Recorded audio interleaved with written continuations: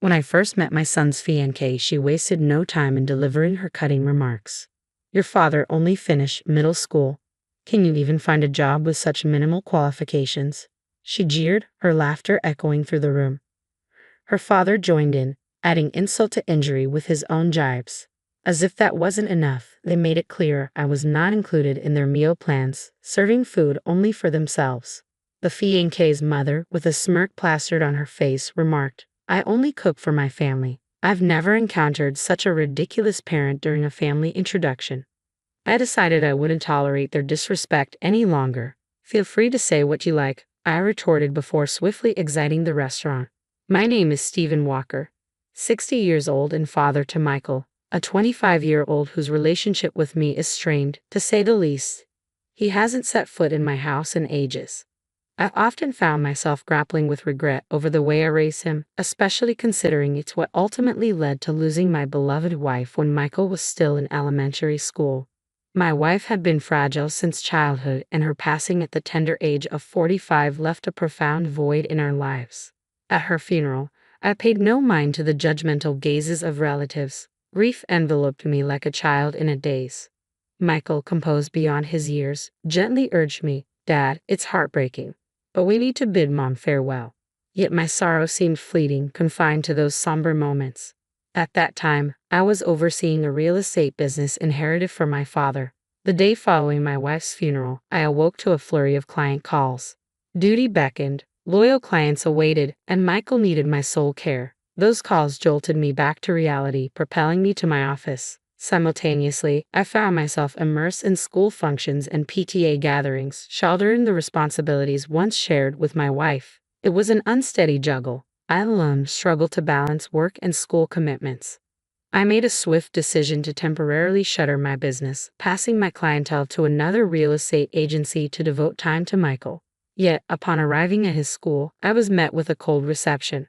Michael's glare pierced through me as he uttered, Dad, I told you not to come. His words stung deeper when he pleaded, Don't let anyone know you're my dad, leaving me feeling like a stranger in my own son's life. Even now, as I sport a Walker name tag during PTA activities, the reason behind Michael's sudden aloofness remains a puzzle. During one such event, my mother's innocent inquiry unraveled the truth. Isn't that your father? She questioned, oblivious to the tension. What's he doing here on a weekday? Has he nothing else to occupy his time since your mother passed? Michael, silent and crestfallen, bore the brunt of his classmates' ridicule. Desperate to shield him from further humiliation, I intervened, offering a feeble excuse about taking a break from work akin to their summer or winter recess. Yet Michael's vulnerability only served as fodder for his peers' mockery, leaving me grappling with a sense of helplessness. Your dad's only job was pretending to take a break. Your family's poor. I'll share my lunch bread with you. Michael's classmates' taunts only fueled his growing resentment. Damn you, Dad, your words just made me look even worse, he seethed. Helpless against the onslaught of mockery, I could only avert my gaze, my heart heavy with the weight of his pain. Countless tears were shed in solitude as I grappled with my own sense of inadequacy. As Michael entered middle school, he began drifting towards troubled company. Nights were spent at friends' homes or lingering in gas station parking lots until the early hours. In an era where cell phones were a luxury, his absence became increasingly alarming. With each passing day, he returned home less frequently, leaving me in the dark about his whereabouts and activities. All I could do was offer apologies when the school's calls came, reporting complaints from nearby gas stations. Whenever I visited Michael's school, I endured a barrage of insults from him and his unruly peers, who hurled derogatory names and empty cans my way. Michael's demeanor had turned increasingly volatile since entering middle school, leaving me terrified to even approach him, unsure of how he might react. Reflecting on my parenting during his elementary years, I wished I had handled things differently. Yet I was at a loss. What was the appropriate approach to address a child's unruly behavior? Communication with a teenager seemed like an insurmountable challenge, leaving me utterly bewildered. Michael's truancy and classroom disruptions escalated, with his academic performance plummeting to new lows. During the parent-teacher conference, the prospect of a private high school emerged as a beacon of hope. Relief washed over me knowing there was an alternative where Michael could thrive. Perhaps, I reasoned, a change in environment and peer group would temper his behavior. True to my hopes, Michael's transition to high school marked a turning point. He applied himself diligently, achieving modestly above average grades and even securing admission to college. Yet despite his academic strides, his animosity towards me remained steadfast. Even as he progressed through high school and into college, Michael remained elusive, preferring the company of friends to returning home. Upon entering college, he embraced independent living in a dorm, financing his education through part-time work. His self-sufficiency was admirable, yet his demeanor towards me remained frosty. Even as he ventured into the workforce, the threshold of our home remained untouched by his presence. Then, seemingly out of nowhere, after years of silence, Michael reached out. "I found someone I want to marry," he declared abruptly over the phone, followed by the directive, "We're meeting at a fancy restaurant next Sunday at 2 p.m. Be there." His plans were laid out without the courtesy of inquiring about my availability. Caught off guard, I protested, "This is all too sudden," only to be met with indifference.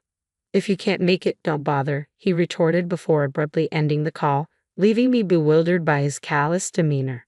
Despite my conflicting emotions, I couldn't deny the bond I shared with my precious son, so for his sake, I complied with his summons and arrived promptly at the upscale restaurant as instructed. Upon my arrival, her parents greeted me with an air of hostility, demanding, "Who are you?" In a manner that caught me off guard. Irritated by their rudeness, I retorted, "You call me out of the blue and then ask who? Give me a break." Yet my frustration fell on deaf ears as they denied any involvement in summoning me, mirroring my son's cold demeanor. Meanwhile, Michael stood nearby, sporting a smug grin that set off warning bells in my mind. Though uncertain of his intentions, I cautiously proceeded into the restaurant, the air thick with unspoken tension.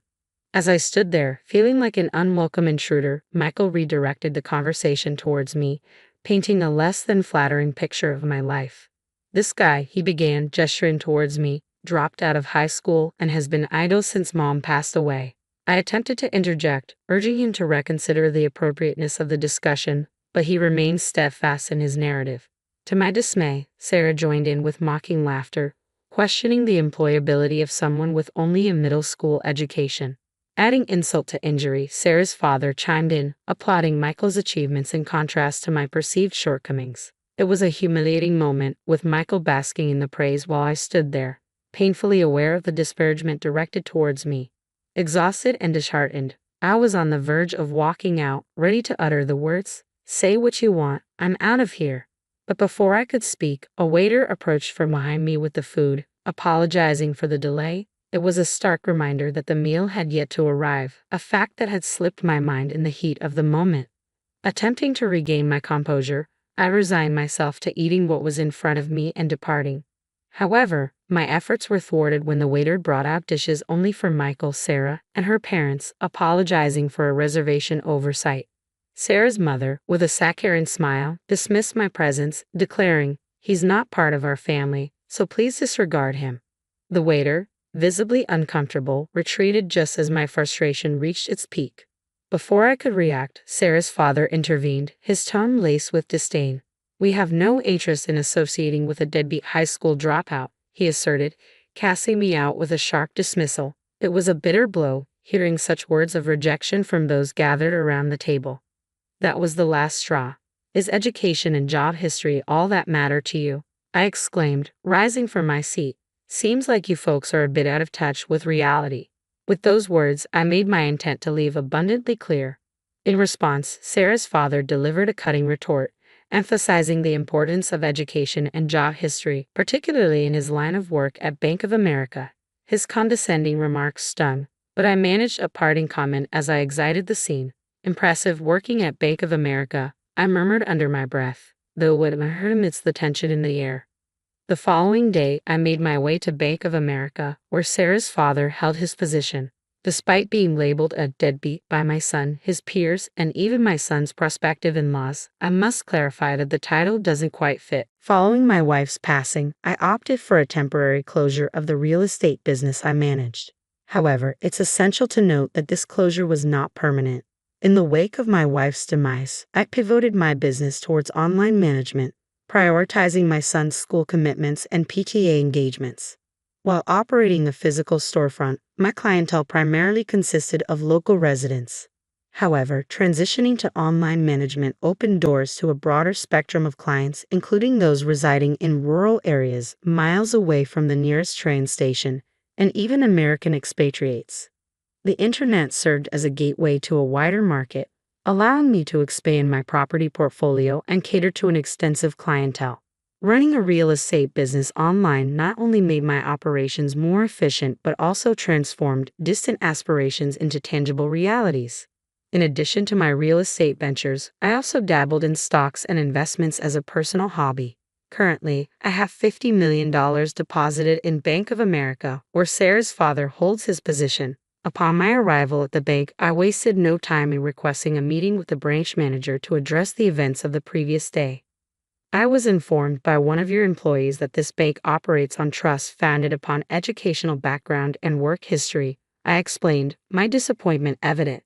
As a result of that statement, I've lost all faith in this institution. Could you please assist me with closing my account? The branch manager, visibly distraught, offered profuse apologies and guided me through the account closure process. On a separate note, there's an issue I nearly overlooked: an individual who has neglected to pay rent for the apartment I own for the past 2 years.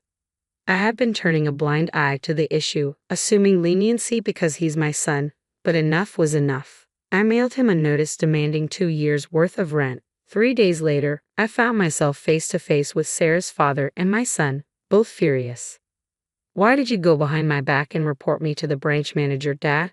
Michael accused, his tone seething with betrayal. Sarah's father chimed in, equally incensed, "And what's with that notice? If you're the manager, you should be covering for me." Exasperated, I replied, "I lost trust in the bank after discovering their practice of judging clients based on education and work history. Are you both panicking because of one person's comment? Do you have something to hide?" I turned to Michael, adding sternly, "Just because we're family doesn't mean you can shirk your responsibilities. Pay your own rent." Sarah's father interjected, "Your actions have caused a stir. I've received numerous complaints from other clients, and my boss reprimanded me because of your antics. It's outrageous." I haven't caused any trouble. I simply shared the situation in passing with my relatives and clients, I clarified with a gentle smile. My son retorted sharply, "Clients? What clients, Dad? You're just a deadbeat, aren't you?" I met his accusation with a calm rebuttal. "Do you think a deadbeat could afford to construct a substantial house in such a prime location and maintain this lifestyle? I've even undertaken recent renovations." My son's expression shifted to one of confusion as he exclaimed, "Ha! What do you mean? Did you go into debt or something? I'm really fed up with you." I took a hiatus from my real estate job for a period and transitioned to managing an online business, which I'm still involved in. How many times do I need to reiterate? I'm not a slacker, I stated firmly, watching as my son's complexion drained of color. "What? I had no idea. I thought you were only working part-time," he stammered in disbelief. Sarah's father erupted in anger. "You're quite the piece of work, hiding your occupation even from your own son." Annoyed by the accusation, I retorted, "Say whatever you want," as I shut the front door behind me, cutting off further discussion. Outside, their voices echoed in heated accusations, punctuated by threats of legal action and bitter resentment. "You've tarnished my reputation. I'll take you to court. I can't believe I've been deceived by my own father all this time. I won't stand for it." Their argument escalated into a cacophony of shouts, but after about 10 minutes of fervent protest, their voices gradually dwindled into silence. It seemed they had exhausted their anger, realizing the futility of their outbursts. I breathed a sigh of relief, assuming they would refrain from returning. However, just as the tranquility settled in, my son's enraged voice shattered the calm. "You deceitful liar! What are you still doing here?" I peered out the window to witness Sarah's father and my son defacing my front door with spray paint. "This can't be happening. What are they plotting?" Just as I prepared to confront them, the wail of police sirens pierced the air, drawing closer by the second. Could it be that a concerned neighbor had alerted the authorities? My suspicions were confirmed when I stepped outside to find them both being apprehended by the police, responding to a complaint from the neighborhood. "There he is, that deceitful liar. I've lost all credibility at work because of him." Their accusations reverberated through the air as the police calmly escorted them into the patrol car, reassuringly stating, all right, we'll handle it from here." Suddenly noticing my presence, one of the officers approached me with an oddly cheerful demeanor. "Sir, would you mind accompanying us to provide your statement?" "Why me? But I suppose I'm the one wronged here. I'll spill the beans on all their deceitful antics," I replied, agreeing to go with them. Upon arrival at the police station, I presented the officers with footage from a security camera installed at my front door, capturing the entire commotion. "This is excellent evidence," exclaimed one of the officers, his eyes gleaming with satisfaction. With the video in hand, my interrogation was swiftly concluded. Consequently, my son and Sarah's father received a stern warning from the police and were required to sign a restraining order, mandating that they maintain their distance from me. As it turned out, the entire neighborhood bore witness to their outrageous behavior. Word spread like wildfire, reaching even my son's workplace. A coworker who resided nearby couldn't contain the gossip, regaling the office with tales of Michael's arrest for vandalizing his own father's property. I was so taken aback that I captured the entire ordeal on video. The news of Michael's antics quickly spread throughout his workplace and among clients, resulting in his demotion by his employer. Determined to address the matter, I returned to Bank of America, where Sarah's father was employed. Upon presenting the manager with the security camera footage from my phone, his complexion drained of color. Subsequently, I learned that Sarah's father had been terminated from his position, and naturally, Sarah called off her engagement with Michael. Both Michael and Sarah's family relocated to a rural area, seeking refuge from the fallout of their actions.